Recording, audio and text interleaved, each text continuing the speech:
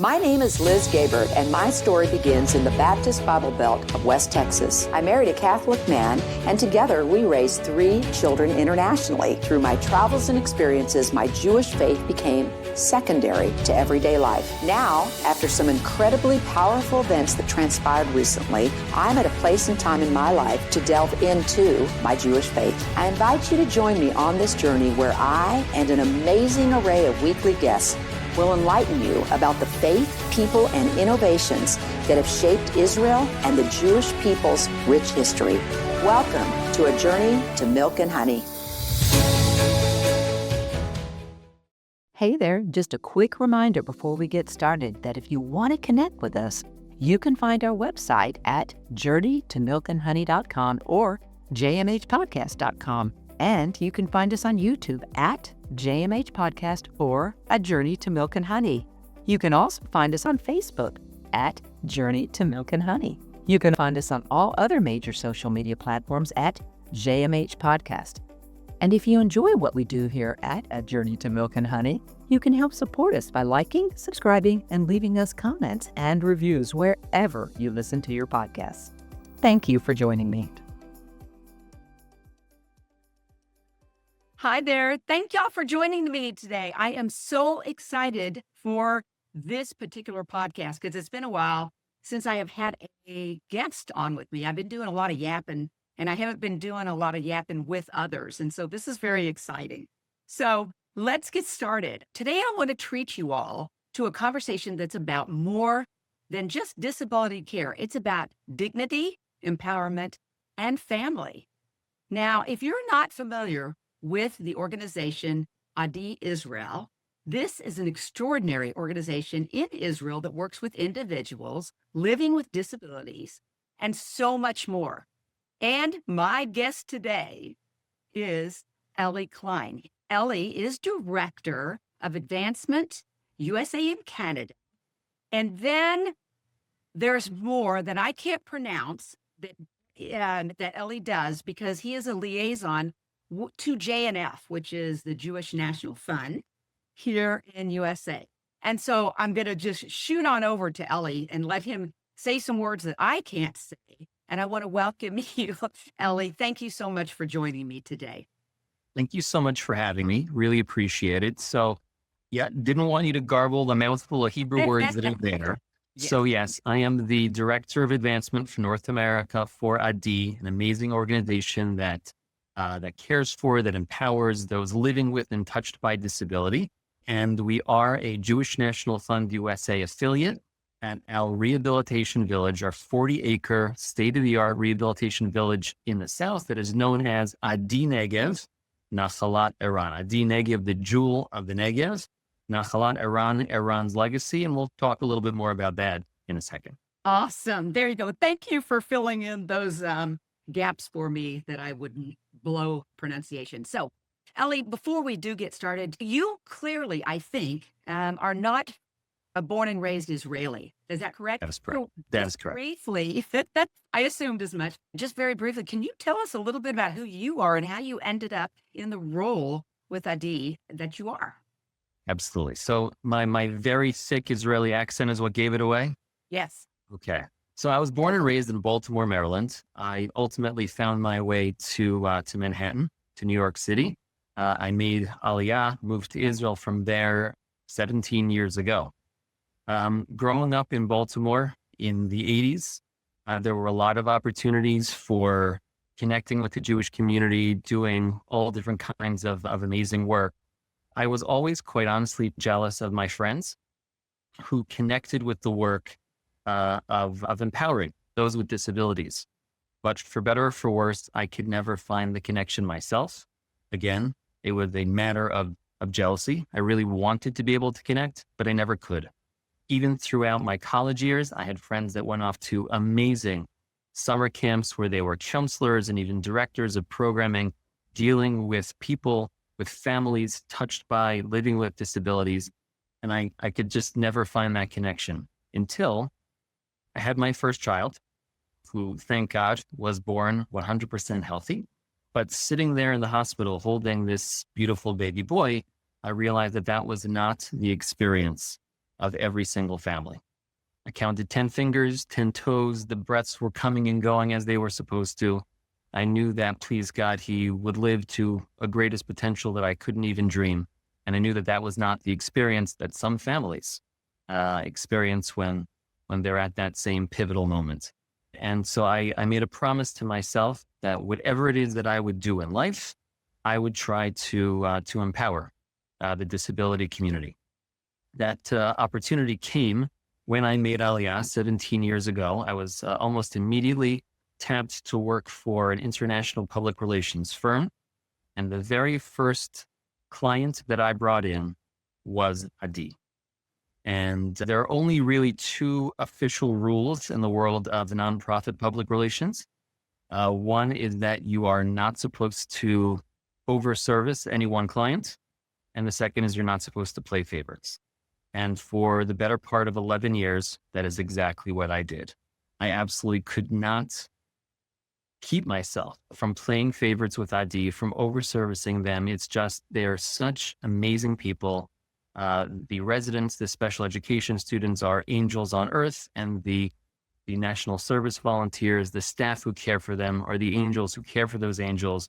It is such a beautiful and empowering place that I had to get involved, even more than just being a public relations professional for them. And so when given the opportunity, I jumped ship from my PR firm to be in-house with them. And now I do everything that I do under the title of Director of Advancement. What a great story. So inspiring. Gave me goosebumps. How long have you been with them now? So when people ask me that question, I say that really I've been with the ADI family for 17 years. I was telling their story as a hired gun for 11.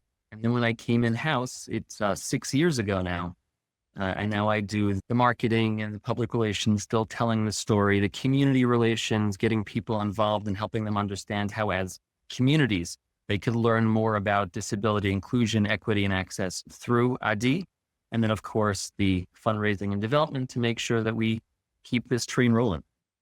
Okay, very cool. So let's now start at the beginning. Can you tell us a little bit about the history of ADI from whence they come and move ahead to where we are today? Absolutely. So again, I referred to the name of our rehabilitation village, ADI Negev, ADI meaning a jewel, the jewel of the Negev of southern Israel, Nachalat Iran, Iran's legacy.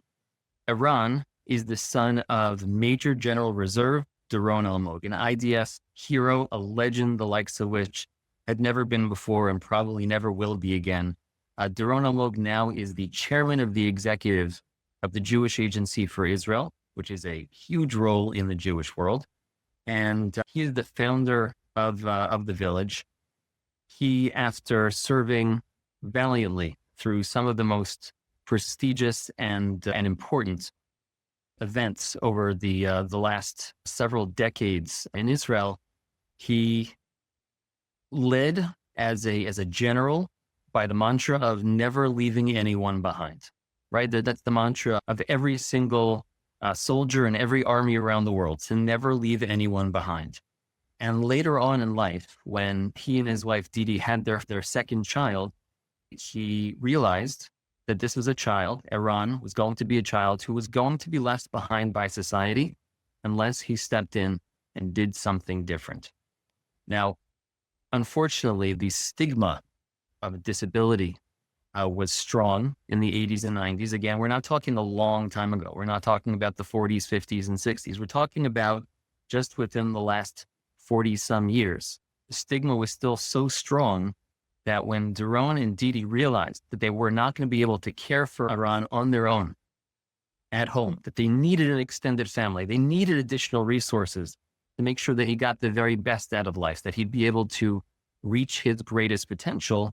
When they went around looking for these resources, this extended family, they couldn't find it because it was still very much in Israel and around the world, an institutionalized system where people were embarrassed by their siblings, their children, their grandchildren with disabilities. They didn't associate it with something they could have compassion for, but really something they should be embarrassed about. And they pushed them deeper into the shadows. And Doron said, this is not the way forward, not for any humans, but definitely not for the Jewish state. If this is to be a state, a country that is run on humanistic and Jewish values, we must do better. We must figure out how we can do better, how we can, as the big Jewish family, figure out how to have a village come to be able to take care of all of these most vulnerable members of our society, right? We always say it takes a village. So he literally said, where is this village? It didn't exist. It was, again, all institutions. And he wanted to figure out how he could create a rehabilitation village where everyone like his son and those who are just touched by disability could all come to receive the rehabilitative care that they needed. So we are now in a state where 20 years on, December of this year, December 2025, we will be celebrating our 20th anniversary of ADI Negev Nachalat Iran. We have 170 residents, children and young adults who live with us 24/7, 365. 210 special education students, same profile.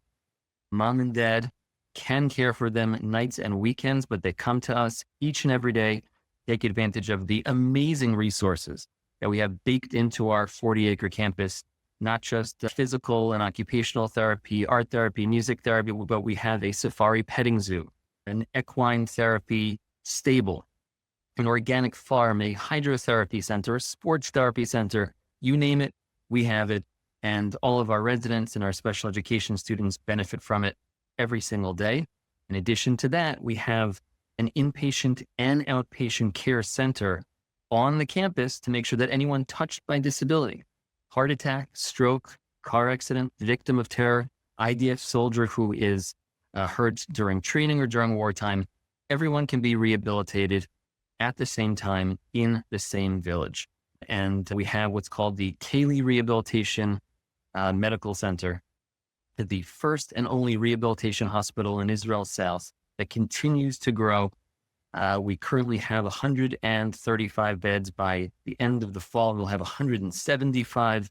We're totally changing the game for rehabilitation, not just in the Negev, but throughout the country. And I'll just end this very long answer with the following very important statement. Doron always envisioned this village. The more you see it, and I hope that one day I will have the privilege of giving you the grand tour and all of your listeners as well.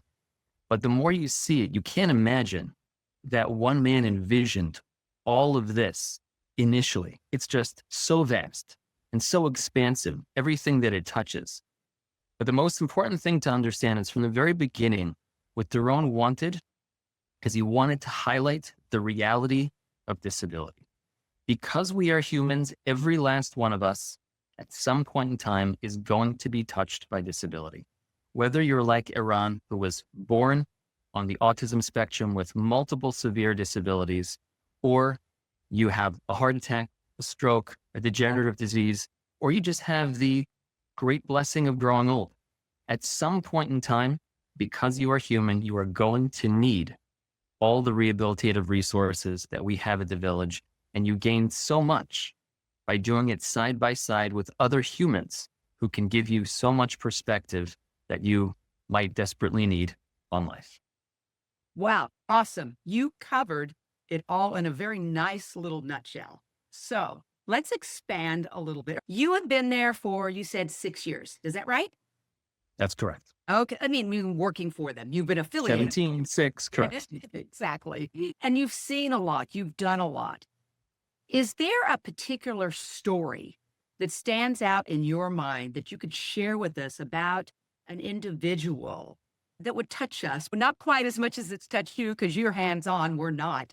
But is there a story that you could share with us, please?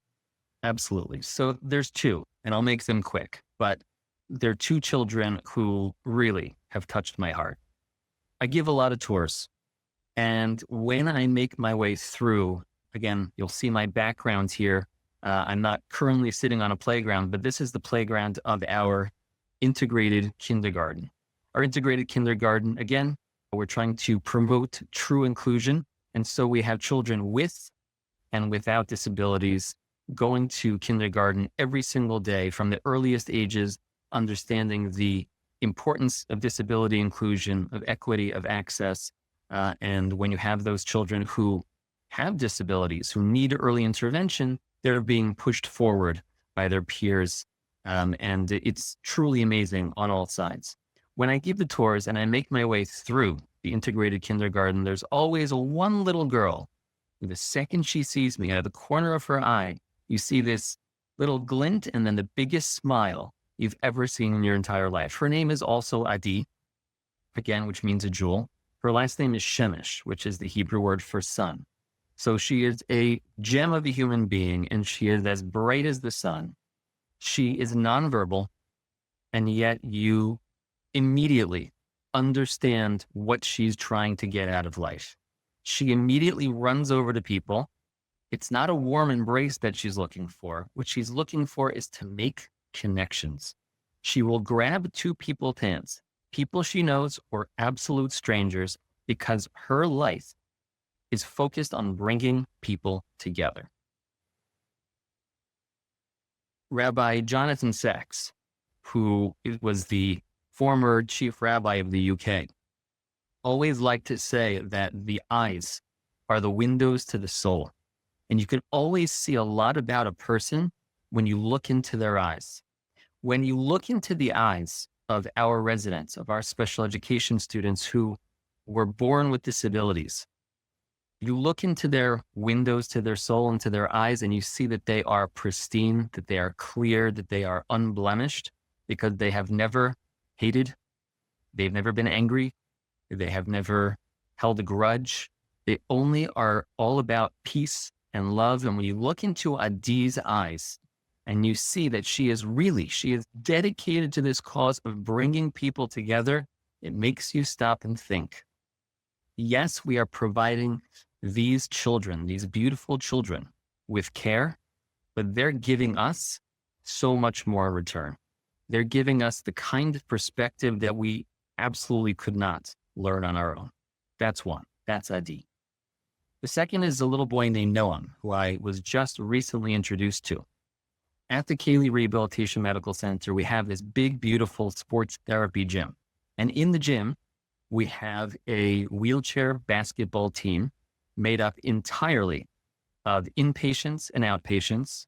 These are men and women who came inpatient therapies, outpatient therapies following strokes. Some of them were soldiers who have lost limbs or their ability to walk, degenerative disease, and they are empowering themselves and really promoting the most incredible inclusion and disability awareness by playing in Israel's wheelchair basketball league.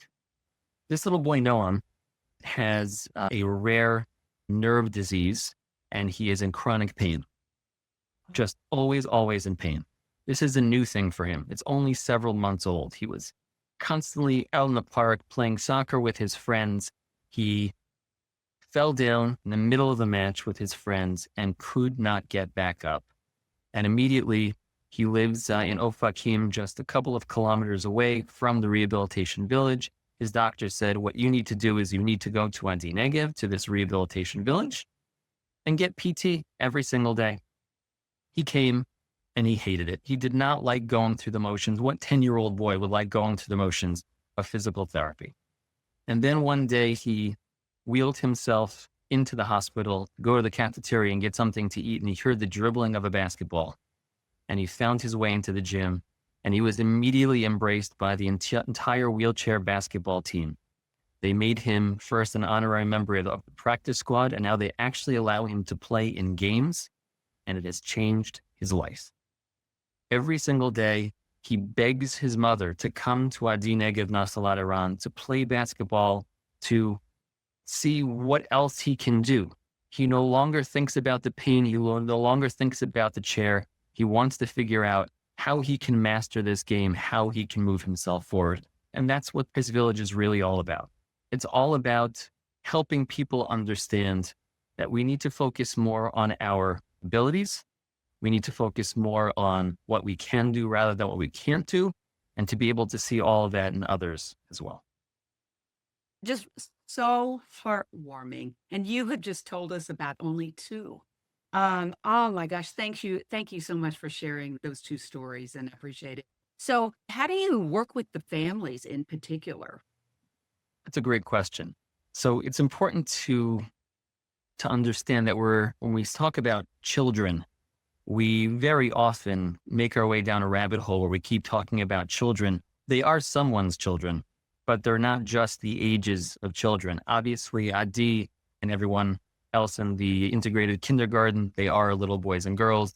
Those who are in the special education school are between the ages of toddlers all the way up to the age of 21. Our oldest resident, she is 67 years old. So she is someone's child, but she is very much an adult. The large majority of our residents are in their 20s, 30s, or 40s, and we're working really in tandem with the parents. We're constantly highlighting and making it important. It's important that they understand. We are not instead of you. We are in addition to you. We're providing things that you can't, but only you can provide a mother's love. Only you can show up and be the father that you need to be. And we say that to the siblings as well. The entire family needs to show up for this individual to thrive. We are providing the resources that you can't at home. You don't have the knowledge, you don't have resources, you don't have the medical equipment in some cases. That's what we provide. We provide a safe and empowering environment. But every single time there is a Hanukkah party, every single time there is a Purim bash, a family day of other kinds, we want you there at the village. We want you singing and dancing with your kid. If you have time off, we want you to spend it with your kid at the village. And very often, we will have parents who have jobs that are very, very intensive and don't end until all hours of the night. EMTs, doctors, truck drivers coming at 6, 7, 8, 9, 10, 11 at night and walking around the grounds, singing lullabies to their children just so they can feel a connection. But the connection that they're able to make, what they're able to give to their children is that much more meaningful and impactful and special because they don't have the stress of having a child at home that they don't know how to care for and having to put all of their attention and all of their resources into one child and leaving all the other siblings behind. So we are taking it from being the most stressful possible situation and turning it into truly a dream. And we provide all of these parents not only with that support, but additional support. Because you can imagine, yes, they're giving over their child to a great place, but they're still giving over their child. And there are a lot of stress and there's a lot of questions that they have and a lot of guilt that they have.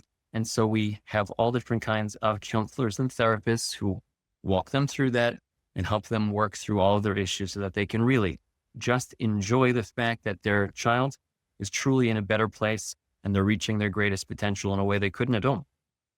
That is wonderful because I think it is very, very important for the families. I think I told you months ago, I'm the mother of a child, young adult now on the autism spectrum. Now, the severity isn't what you've been talking about clearly. I absolutely know what you're talking about. And to be included and to be part of this work would have been awesome. You can tell we didn't get this. So yes, what you've got going here is so wonderful, so unique.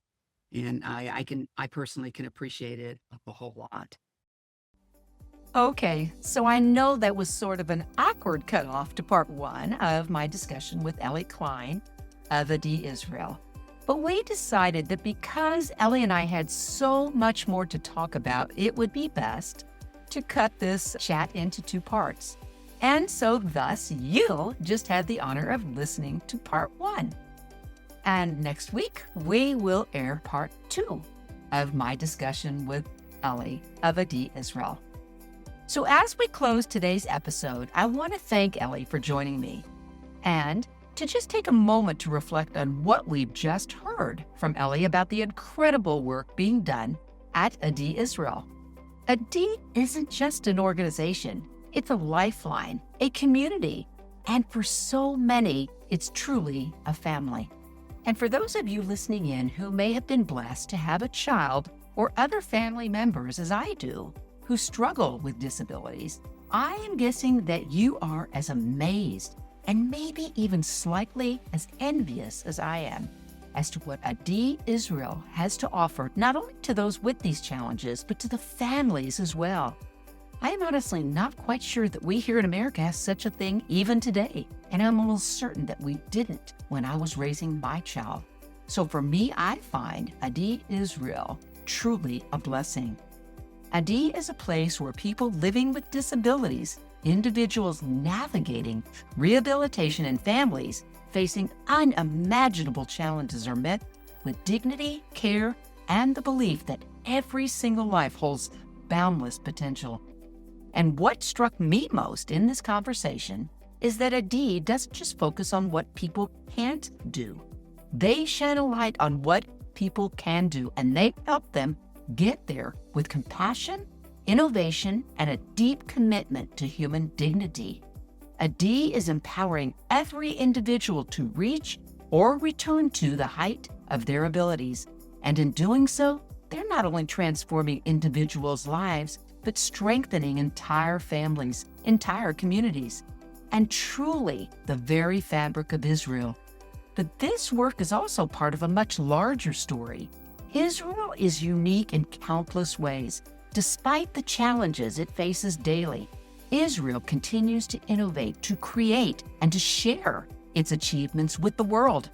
From medical breakthroughs to agricultural advances, from humanitarian outreach to the kind of life-changing care we see through ADI Israel, this small nation continues to punch far above its weight in shaping a better world. In episode 8 of my podcast, when I spoke with Ephraim Shore of Aish, we touched on just a few of the thousands of monumental contributions made by Israel and the Jewish people throughout history. Contributions that have, are, and continue to be shared with humanity as a whole. These are gifts that deserve admiration, respect, and deep appreciation. And ADI Israel stands proudly within that legacy. This episode is part 1 of my conversation with Elie. Next week, I invite you to join us for part 2, where we will dive into one of the most urgent and heartbreaking chapters of ADI's mission. And that is how they have responded to the horrific aftermath of October 7th, 2023. We'll talk about how ADI Israel is caring for Israel's brave soldiers and tens of thousands of civilians as they face unimaginable physical and emotional injuries after the brutal Hamas massacre. It is a conversation that you won't want to miss, and I promise it will open your eyes to both the challenges and the hope that ADI brings in a time of crisis. And now I want to make a personal plea to y'all. Please don't just let this be another story that you listen to and then just move on. Take action. Visit adiisrael.org and learn more about their extraordinary work, and then go follow them on social media platforms. We've made it easy for you. All of the links are right below the description of this podcast. When you do, you'll see real stories of resilience, breakthroughs, and healing. So please, after this episode, go to adiisrael.org, connect with them, and be part of the change.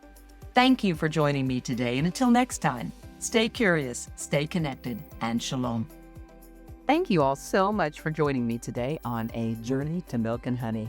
Just a quick reminder to jump onto our website at journeytomilkandhoney.com or jmhpodcast.com. You can also find us on Facebook at Journey to Milk and Honey as well. To find us on all other social media, including YouTube, X, Instagram, and Spotify, you can find us at JMH Podcast. And if you enjoy what we do here at A Journey to Milk and Honey, you can help support us by liking, subscribing, and leaving us comments and reviews wherever you listen to your podcasts. Thank you so much again, and shalom.